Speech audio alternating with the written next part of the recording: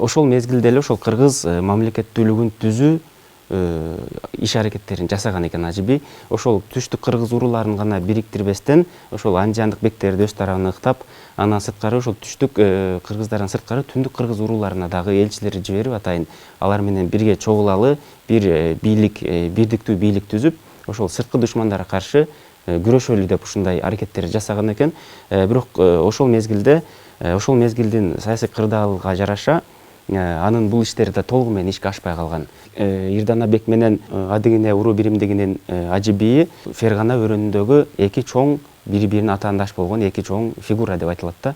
Анан бул эки чоң фигура ошо бири-бири менен ошол өрөөндөгү бийлик үчүн күрөшүп турган экен дагы.